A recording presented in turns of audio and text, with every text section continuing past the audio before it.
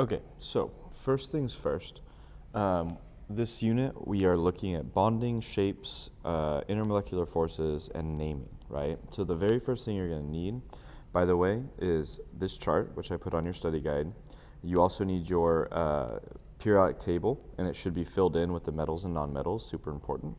And then you need your common ion chart. That's going to help you with the naming and the formulas, right? So if you don't have one of these things, you need to tell me. That's the very first thing you need to do. All right, so let's go through this. So the first things first, let's look at ionic. So remember that ionic is when we are looking at something that has a metal in it, right? It'll have a nonmetal, or it might have those polyatomic ions, right? But basically, if it has a metal in it at this point, you should be looking at the ionic stuff, which is this stuff here. So remember that ionic is when electrons transfer, by the way, not all electrons, right? Only the outer ones, valence electrons, right? Which is outer electrons. Okay, so not all electrons, but the outer electrons transfer from the metal to the nonmetal. This creates ions, which are just charged particles with positive or negative charge. These charges are then attracted to each other, right? There's the electrostatic force. That's just the fancy way of saying that positive and negatives attract, right? Opposites attract. And when we name these, the metal stays the same, right? Whatever metal you're doing, it just stays the same, right? Sodium or potassium. The nonmetal switches to ide. And again, that's right off our common ion chart, right? Oxygen becomes oxide, and so on. We do not use prefixes for these bonds. For ions, we don't use shapes. They form crystals, right? So we don't use the shapes here. As far as the intermolecular forces, ionic compounds, remember with IMFs that those partial charges create some of the intermolecular forces in our polar molecules? Well, ionic bonds are basically super, super positive or super, super negative. So they have really, really strong attractions to each other. They have a full positive or negative charge. So ionic compounds, also known as salts, right? So like sodium chloride is what we think of as salt, but there's also a lot of other ones, potassium chloride, magnesium oxide. These are all ionic compounds called salts. Because they have full positive and negative charges, they have very strong intermolecular forces. All of them, almost all of them are solids, right? So these are strong IMFs. All right, so let's do some examples. So let's say you have some, what's an example? We have, let's do like sodium and sulfur. Sorry, I'm going to do my metals in blue. I like to do. So sodium, and you have some sulfur, okay? So remember the first thing, right, in this whole unit, most of chemistry cares about the valence electrons. We look at our periodic table. Sodium we see is right here. Okay, so we look up here and it's in group 1. So I'm going to draw one valence electron, right? So these are called our Lewis dot structures, okay? All right, and then let's look at sulfur. So we go back down to the periodic table. Sulfur is a nonmetal, so we're going to look at this side. Sulfur is right here, and I see that it's in group 6A. So I'm going to draw 6 valence electrons, okay? That's how simple that is, right? And then I draw them one at a time, one at a time, 1, 2, 3, 4, and then I double them up, 5, 6, right? Okay, so remember that what happens with metals and nonmetals is these electrons transfer, right? So this electron is going to jump from here to here and stick on that sulfur. And now, in this case, sodium only has 1 to give. Sulfur needs 2. So we're going to go ahead and find another sodium, and that's also going to transfer its electron to this other spot where there's some empty space, right? And so what we end up getting is sodium, positive, sulfur, right? Now it has extra electrons, right? I'm going to go ahead and draw those sodium electrons it gained in blue, right? So those are the electrons it gained from the sodium atom. And then, of course, since sulfur gained 2 electrons, it's going to be negative 2. And then there's just another sodium over here that's positive, right? And this is kind of the bonds that we see. So when we're looking at ionic bonds, we should see positive and negative charges, and that's what keeps these bonded together into one molecule. Now, what would the chemical formula be? Well, simple. Na, there's 2 of them, so Na2, and there's 1 sulfur, so just S, Na2S. How would we name this, right? Let's use our ion chart. So we start here, and we would basically just have, where's sodium at? Oh, there's sodium. So we just call it sodium. And then we were doing sulfur. So let's look for sulfur. I see sulfur right there. Sulfide. And so we just write that out. So it's just sodium sulfide.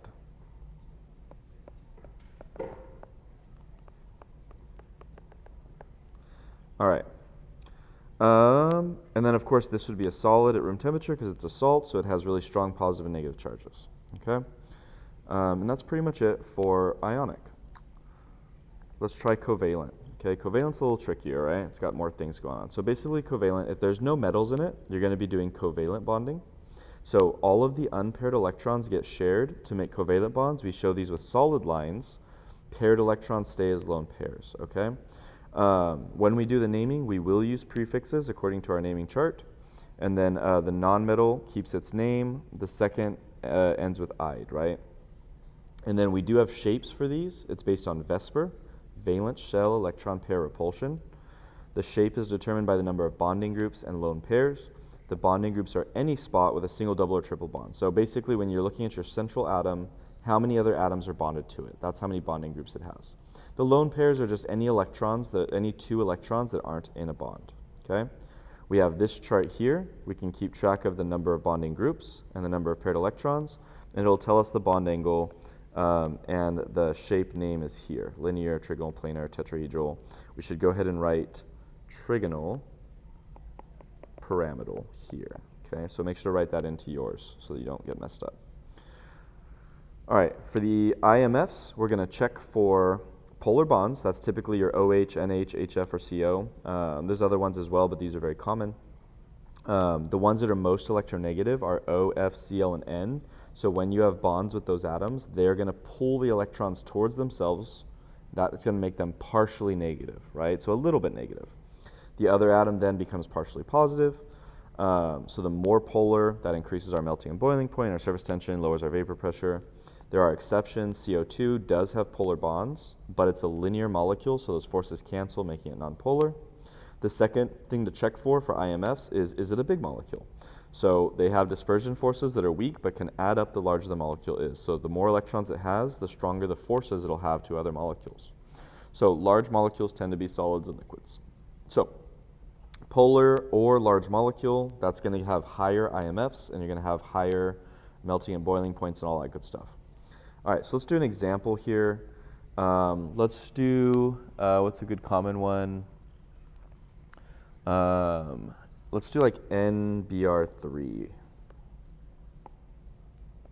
Let's say we have this chemical here, okay? So NBr3, we would draw our N.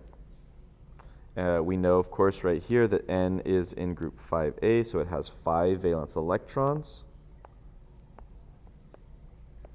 We know we're going to draw 3 BRs. We know that BR is right here, so it has 7 valence electrons. So we can kind of see, right, that N makes 3 bonds because it has 3 spots open to make bonds at. BR is going to make 1, and we have 3 of them. So I'm just going to go ahead and cut ahead and just draw my BRs right next to this N right here. So we know it's going to make a molecule like this, okay? So BR is going to have 1, 1, 1. And then remember, the BRs have 7, so there's also 6 more electrons here. So 7 total, okay? And then remember that the way we draw this actually is we make lines here. So each of these pairs of electrons that are between the atoms is 2 that are being shared and bonded together. So we're just going to draw those electrons as a bond, right, like that. So that line represents those 2 electrons being bonded. I'm going to do lines here as well. And so we get something like this. So that's how we draw it. And then the next thing we can do is get the shape, right? So first things first, how many bonding groups do we have? So how many bonding groups? Well, it's 1 here, 1 here, and 1 here, right? Everywhere there's a bond, so there's 3. How many lone pairs? Well, there's a pair of electrons right here, so 1. Remember that we don't count these ones because they are not on our central atom. So we have 3 and 1, so let's go to our chart. I see 3 and 1 right here. So I know that this is trigonal pyramidal, that's the name of it, and I know that the bond angles are going to be 107. So that's going to be lower than these bond angles here, higher than this bond angle, if you had to order the bond angles, maybe on a question, maybe on your test. So trigonal pyramidal, 107-degree bond angle, and that's our shape. And then the other thing we could test for is IMFs. So on this one, it's not one of the ones I said, so we can say that this is, mostly nonpolar. So this would most likely be a gas. It's a small nonpolar molecule, so it's most likely going to be a gas. Let's try another one. What was another one that was a good one?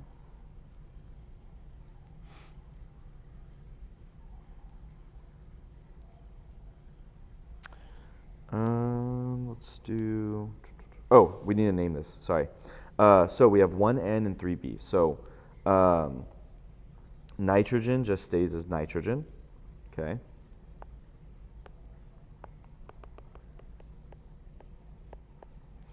And then remember that we do use prefixes this time. So Br is going to change to ide. So we're going to change it to bromide. And then the prefix for three of them is tri, right? So we're going to write nitrogen tribromide, okay? We don't write mono in front of the nitrogen because we only use mono on the second atom, okay? So maybe I'll do that. Let's see if we can, do we have any monos? Let's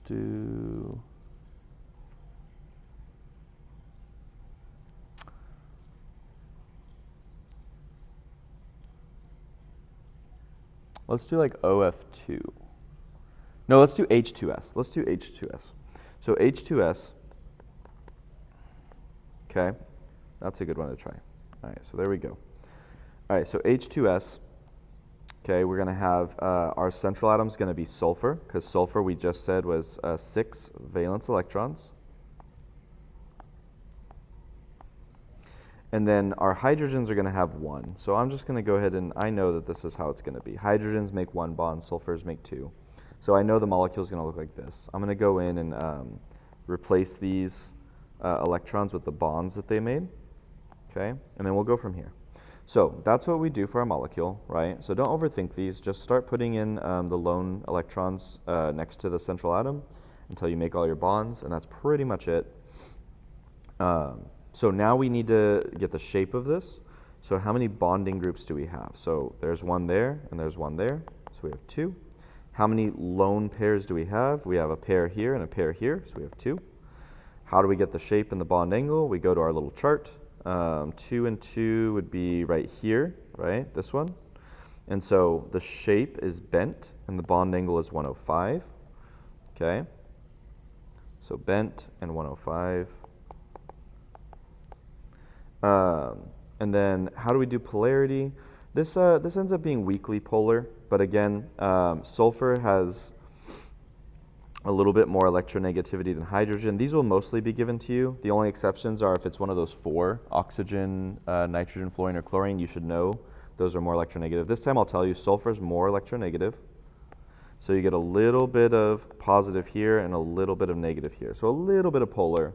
Not nearly as much as water because sulfur is not as electronegative. So this actually ends up being a gas at room temperature. This is the gas that kind of smells like rotten eggs. It's pretty nasty stuff. And then how do we name this chemical? Well, we have 2 hydrogens. And then so we're going to leave the name hydrogen alone, but we have to add the prefix for 2. So it's dihydrogen. And then we have 1 S, so we're going to use mono. And then S becomes, again, you don't have to worry about spelling and naming and all that stuff. You just have to use this. There it is. There's the chart. So S becomes sulfide. So we're just going to write dihydrogen monosulfide. Okay?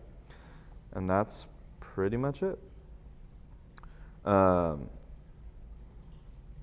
So as far as the intermolecular forces, though, just make sure you look for these bonds here, and then make sure you can look at a chart. So if we looked at a chart, for example, let's see. Let's look at like a melting and boiling point chart real quick.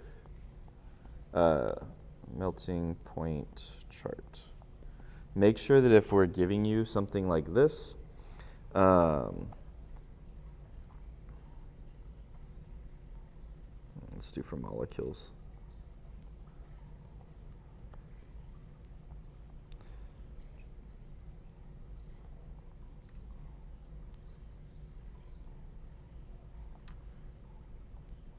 Here. These are some weird molecules, but the point still is the same. So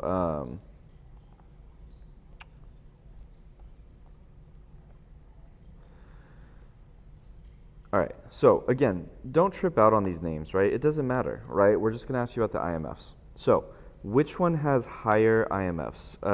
N-octane or this 4-methylheptane? Well, which one melts first? Well, this melts at negative 121. This melts at a very, very low temperature. Again, that means it's not very attractive to itself. This is negative 56. Still pretty low, but definitely higher than this. Remember that a low negative number is higher than a negative 121. So this one has lower IMFs, okay? Which one of these has the strongest IMFs? Well, you would just look for the highest number. This one right here, whatever this nonsense is, right? Look, 2233 tetramethyl, it's a whole mess, right?